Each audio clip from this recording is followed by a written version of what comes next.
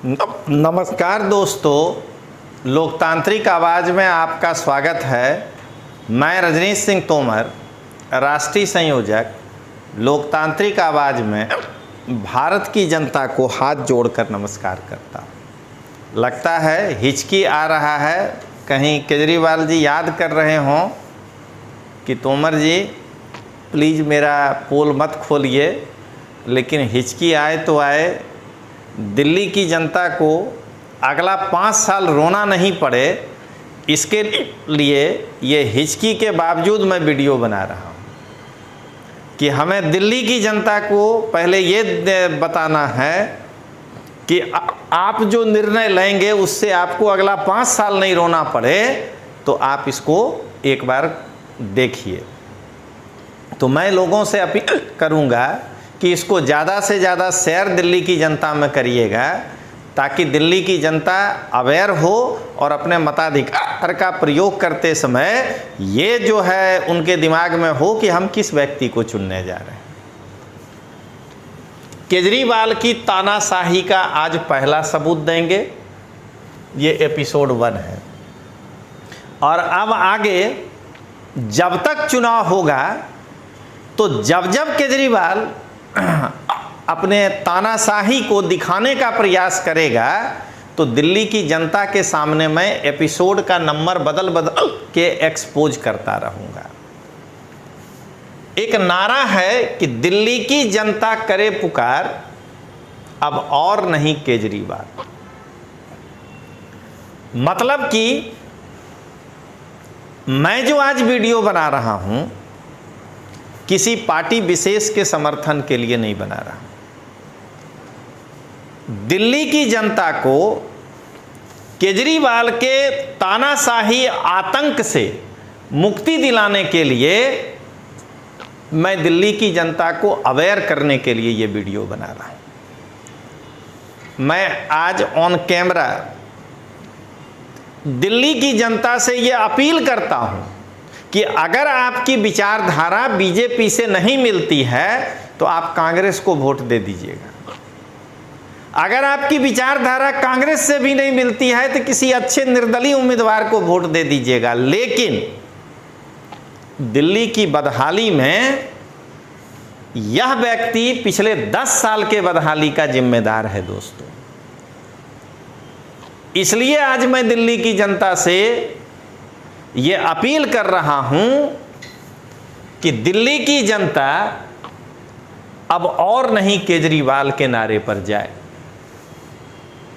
और आज मैं दिल्ली के चुनाव के पहले एक नारा सेट कर रहा हूं और उम्मीद करता हूं कि यह नारा दिल्ली के चुनाव में चलना चाहिए कि दिल्ली की जनता करे पुकार, अब और नहीं केजरीवाल। संविधान और लोकतंत्र से खिलवाड़ ये लोग करता है और ये दूसरी पार्टियों को कहेगा कि इनके कारण संविधान खतरे में है। आज मैं आपको अब कुछ ऑडियो दिखाता हूं, ऑडियो नहीं फोटो। जरा दिल्ली की जनता इस फोटो को गौर करके देखिए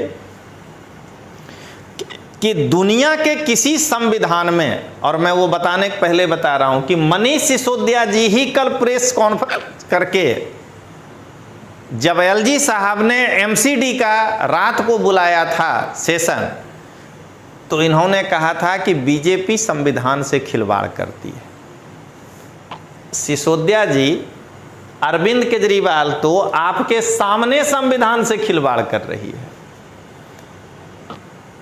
क्या किसी भी संविधान में या लोकतंत्र में आपने विश्व में कहीं देखा कि मुख्यमंत्री बेचारी सिर झुका के खड़ी हों और एक अब अदना सा साधारण विधायक ये जो है कैसे बात कर रहा है? दोस्तों, ये किसी पार्टी का मीटिंग नहीं है। यह तस्वीर केजरीवाल जिस इंस्पेक्शन के लिए निकला है और तिमारपुर विधानसभा का है। क्यों? तो ये दिलीप पांडे वहाँ का जो एमएलए है वो वहाँ पे खड़ा है। आप इस तस्वीर को देखिए, क्या एक विधायक दूसरे विधायक के सामने ऐसे हाथ जोड़कर खड़ा रह सकता है? सबसे पहली बात कि अब अरविंद केजरीवाल को अपना जो है विधानसभा क्षेत्र उसको छोड़कर दूसरे के विधानसभा क्षेत्र में जाकर के असंवैधानिक काम करने की जरूरत क्या है?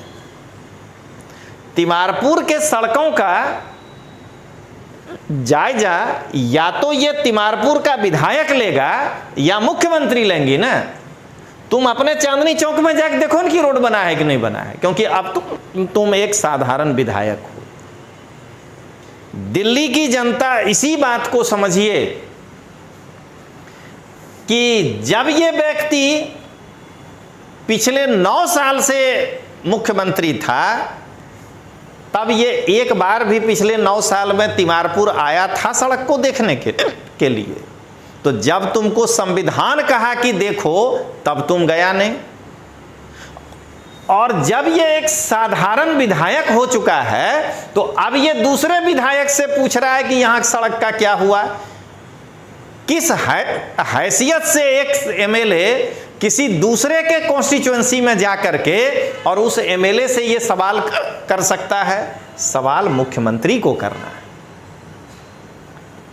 मैं आतिशी जी का एक बार भी नहीं दोष निकाल रहा हूं, क्योंकि भाई मुख्यमंत्री हैं वो, लेकिन वो जानती हैं अपनी सीमाओं को। यह व्यक्ति कितना बड़ा तानाशाह है कि ये आज भी देखिए कैसे गप कर रहा है जैसे ये दिल्ली का मुख्यमंत्री हो। अरे इस्तीफा दे दिया, एक एमएलए का हैसियत तुम्हारा हो गया, अब तुम किस बात से दूसरे के कॉन्स्टिट्यूएंसी में जा रहे हो? देखिए दोस्तों, ये उस सड़क के निरीक्षण के लिए निकला है व्यक्ति। तानाशाही देखिए, ये किसी पार्टी मीटिंग में नहीं जा रहा है, ये सरकारी काम का जायजा लेने निकला है। तो मुख्यमंत्री केंद्र में रहेगी कि एक विधायक केंद्र में रहेगा? दिल्ली की जनता यही बात को समझे इस तस्वीर को देख करके कि सड़क का जायजा लेना पार्टी का काम नहीं है, ये काम जो है एक प्रशासनिक है। तो उस प्रशासनिक काम के निरीक्षण में एक विधायक बीच में कैसे है? प्रोटोकॉल के अनुसार मुख्यमंत्री महोदय को बीच में होना चाहिए। और उससे भी बड़ा खतरनाक चीज आपको दिखा रहे हैं, मुख्यमंत्री जी के आसपास कोई सुरक्षा नहीं है और विधायक जी के बगल में सुरक्षा है।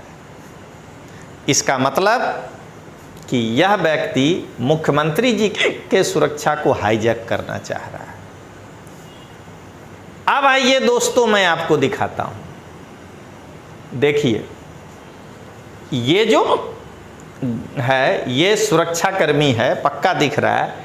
ये हाथ ऐसे लगाया है, मतलब मुख्यमंत्री विधायक के पास नहीं सट सकता है।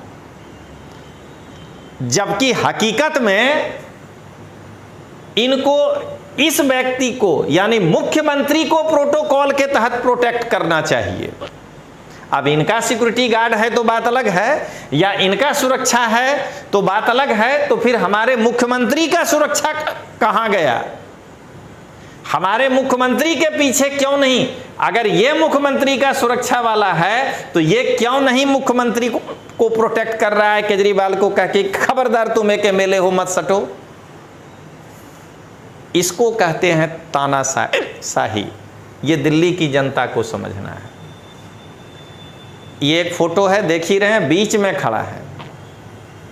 और दोस्तों, आप इस फोटो को भी देखकर अंदाज लगाइए कि एक विधायक दूसरे विधायक से गप कर रहा है उसके क्षेत्र में जाकर के, और बेचारी मुख्यमंत्री चुपचाप ऐसे सिर झुका के खड़ी है। तो दिल्ली की जनता को सबसे पहले यही समझना है कि हमको कोई कितना भी फ्री का बिजली दे, फ्री का पानी दे, सबसे पहला चीज है कि हमारा देश अंग्रेजों के तानाशाही के खिलाफ लड़ा है। क्या कमियां थी और अंग्रेजों में? अंग्रेज जो विदेशी थे वो यही था ना कि एक विदेशी हम पर शासन कैसे करेगा। बाकी 1935 के एक्ट के आधार पर ही शासन हो रहा है। इतने लंबे समय तक आईपीसी की वही धारा चल रही थी, लेकिन हमारे ऊपर एक तानाशाह विदेशी शासन कर रहा था। आज केवल इतना ही बदला कि एक तानाशाह देशी जो है वो शासन करने का प्रयास कर रहा है।